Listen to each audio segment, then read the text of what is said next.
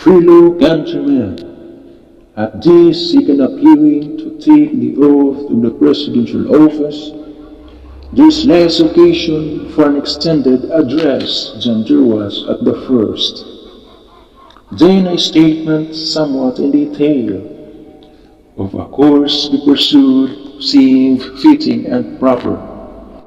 Now, at the expiration of 4 years, during which public declarations have been constantly called forth, on every point and phase of the great contest, which still absorbs the attention and engrosses the energies of the nation. Little that is new could be presented. The progress of our arms, upon which all else chiefly depends, is as well known to the public as to myself. And it is, I trust, reasonably satisfactory and encouraging to all. With high hope for the future, no projection in regard to it is ventured. 1/8 of the whole population were colored slaves, not distributed generally over the Union, but localized to the southern parts of it.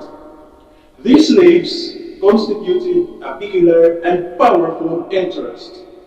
All knew that this interest was, somehow, the cause of the war to strengthen, perpetuate, and extend this interest was the object for which the insurgents would rend the Union even by wars.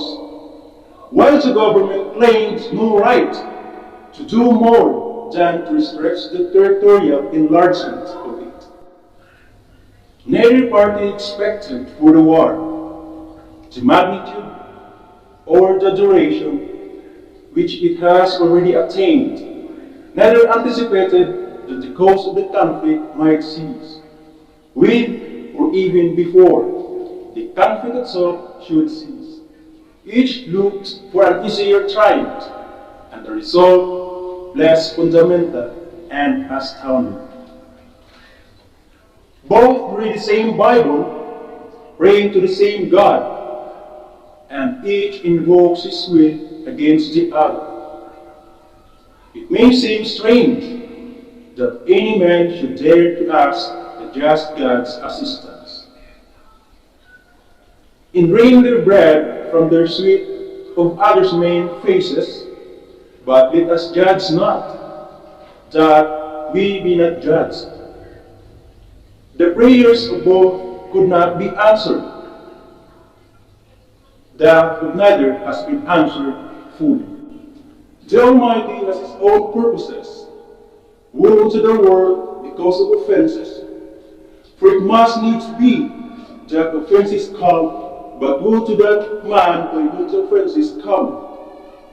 If we shall suppose that American slavery is one of those offenses, which in the providence of God must needs come, but which, having continued through His appointed time, He now wills to remove, and that He gives both north and south this terrible war as the would do.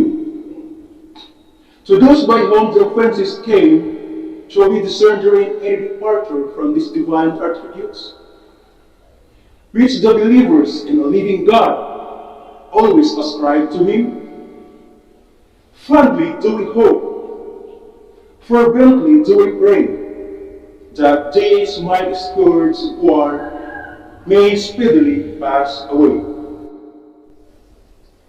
Yet, if God wills that it continue until all the world piled by the bondman's, 250 years of unrequited toil shall be sunk, and until every drop of blood drawn with a lash shall be paid by another drawn with a sword, as was said 3,000 years ago, so still it must be said, the judgments of the Lord are true and righteous altogether.